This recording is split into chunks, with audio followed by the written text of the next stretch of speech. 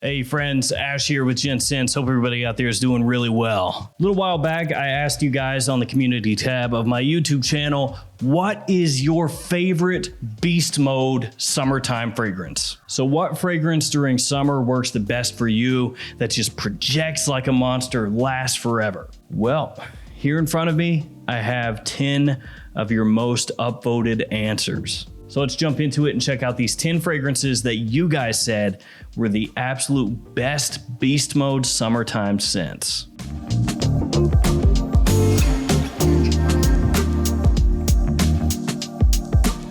Before we kick this off, how about a couple really quick codes for you guys? TwistedLily.com, of course, Gents10, save yourself 10% off everything on the website. They're a really nice niche retailer. They get new fragrances in all the time, and some of the ones in this video you can find on that website. And then Gents8 for JomaShop.com, save yourself $8 off any order over 110 bucks. Really nice prices on there. They are a fragrance discounter. All right, let's get it started. The first fragrance is the one that got the most upvotes, the most attention from you guys on that post. It's from Dolce & Gabbana. It is Light Blue Eau Intense. Light Blue Eau Intense still getting that love years after it first came out, and for good reason. This is really solid stuff. It has amberwood, juniper, citrus, and sea notes in the fragrance. Has a salty marine kind of feeling to it. It's very fresh, but at the same time, it packs a pretty good punch. And thankfully, it's not too heavy-handedly sweet.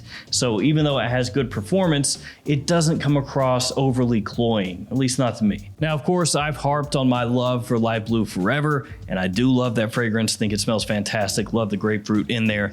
But Light Blue Eau Intense does seem to be less divisive than Light Blue Forever. That opening with Light Blue Forever, the way the citrus comes across, it's really either love it or hate it. And it does seem that just as many people love it as do hate it. But Light Blue Eau Intense, the way the grapefruit comes across in that is more palatable to more people. It's a little bit safer, I'd say. It's a really good summertime fragrance. Light Blue Eau Intense, lots of you guys in that post were talking about how much you love that one, how the performance is just absolutely insane, and how it pulls you lots of compliments. So Light Blue Eau Intense, that was technically the winner. Not that I was going for an official top 10 from like 10 to 1 or anything, just letting you guys know that that one was getting a lot of love. After that one, MISSONI Wave. Yeah, MISSONI Wave has really been kind of catching on more and more and more as time goes. It's one of those fragrances that when it first comes out, maybe not too many people are hyped about it or talking about it, but as more people get their nose on it, it really grows the momentum. So I guess you could say if it were a movie or something, it would be a cult classic, that kind of deal. Sea notes, citrus, lavender, and oak moss, some of the notes in the fragrance. Gets compared to Versace Pour Homme, gets compared to Chanel Allure Homme Sport. It has a little more of a punch, a little more push, projection, longevity than Versace Pour Homme. Maybe not quite as fresh or bright as Versace Pour Homme, but I would say that it comes across fresher to me than Allure Homme Sport. And that's not to say that Allure Homme Sport isn't fresh, just that between the two during the summer, I'd probably rather wear this one. For the price, this is a great bang for your buck fragrance, almost a steal at the price you can pick it up for, really. Presentation is wonderful. Love the magnetic cap. The whole thing here is great. Next fragrance, a little bit of a surprise. I gotta say, didn't expect it at all. But there it is, Nautica Voyage, the original cheapy hype beast. Voyage. Gotta say, I don't hate seeing it on here. Do I think of it as a powerful beast mode, super strong summertime scent? Not really, that's not how I view it, but a lot of you out there do. Now, all things considered, for the price point here, because this is the cheapest thing in this list, by far, it's a great bang for your buck, just like MISSONI Wave. You get way more than what you put in terms of the cost versus value. It has apple, green notes, musk, cedar, some florals.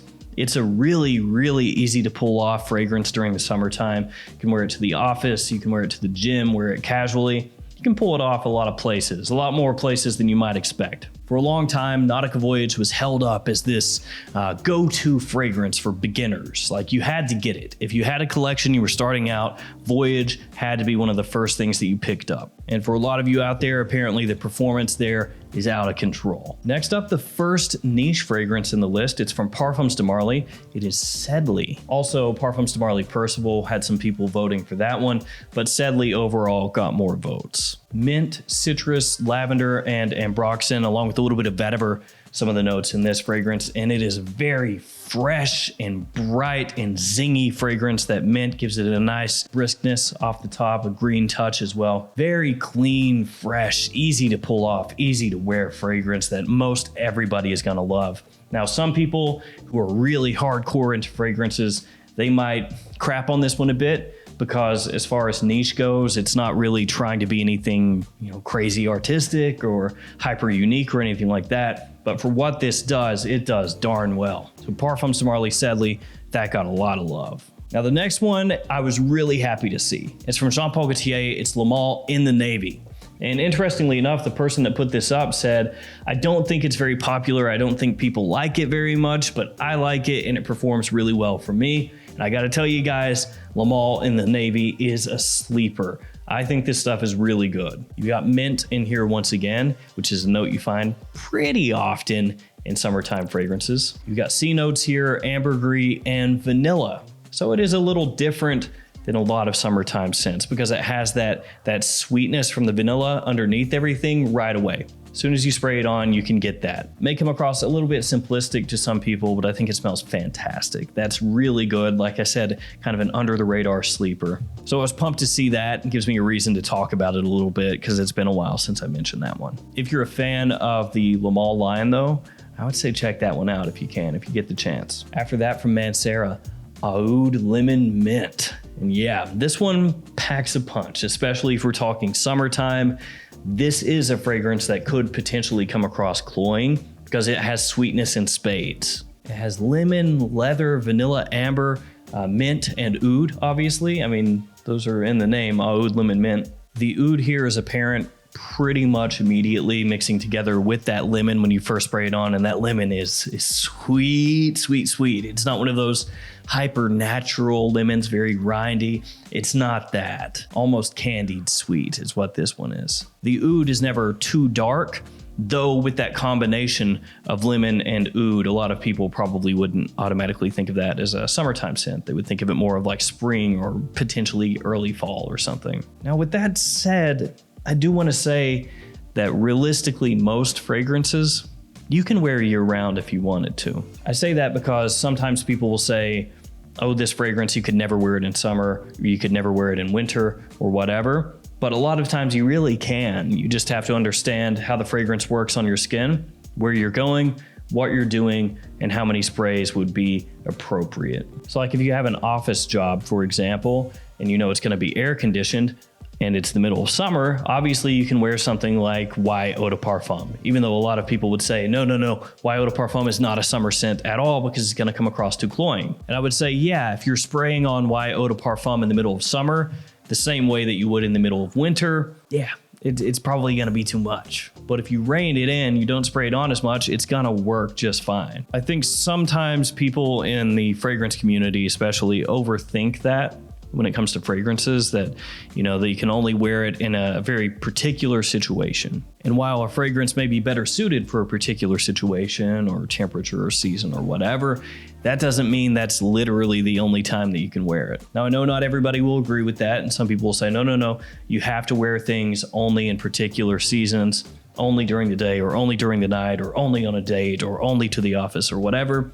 But I think that pigeonholes things a little bit too much. I think it's better if you just have an understanding of the fragrance, how it works for you, and like I said, where you're going, what you're doing. All right, let's keep it moving. Next up was DIOR Sauvage Eau de Toilette. You better believe that there are people out there in Florida with 100% humidity in the middle of summer rocking Sauvage EDT. So we all know Sauvage, especially the EDT, the ambroxan, the metallic opening, the bergamot, the pepper, the lavender. Yeah, we know. And the performance here is insane off my skin. Really powerful stuff. So I agree with this one. After that, we've got Invictus Legend from PACO Rabanne. And I like how the person that submitted this one said, I know Invictus isn't your thing, but this works really well. And I agree with you. Invictus Legend is a really nice performer, especially if we're talking about during the summertime. And this one does have that fresh bubblegum sweetness that you expect from the Invictus line. It has red amber and Gaiac wood, trying to give it a little bit more of a depth in the base as it dries down. Also got a bit of a salty marine accord as well. Invictus Legend, I can't dispute that. It's a really good performer for summertime. And also not the last time we're gonna see Invictus on this list. After that, Versace Dylan Blue.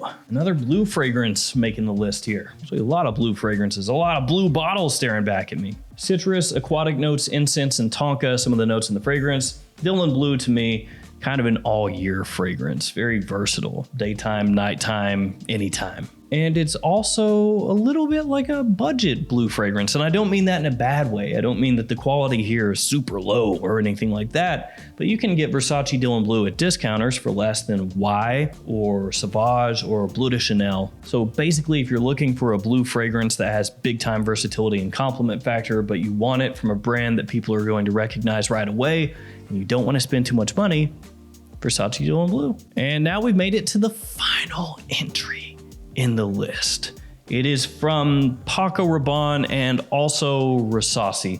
It's Invictus AQUA / HAWAS. Fragrances smell very similar. They both got a good amount of votes. So HAWAS and Invictus AQUA. Not a big surprise to see more Invictus. It's a line known for having good performance and a good amount of sweetness, like I touched on with Invictus Legend. HAWAS is massively popular, one of Rasasi's most popular fragrances actually. And the issue with that is that it sells out constantly at discounters. When you can get it though, you're gonna be getting an Invictus-ish fragrance with a lot of freshness to it to go along with that sweetness to help offset it slightly. Some people are going to think it's too sweet, too cloying, potentially for high heat situations. And that also potentially makes sense because the performance of HAWAS is big time. But if you're looking for something like that, that's definitely going to command attention with a youthful touch, then HAWAS would definitely be worth checking out. Just the same as Invictus AQUA would be worth checking out if you're looking for something like that. And those two fragrances put together are going to wrap this list up from you guys. Top 10 Beast Mode Summertime Scents. All right, guys, that's going to do it for me. Thank you for hanging out with me. Thank you everybody who made a submission on that post.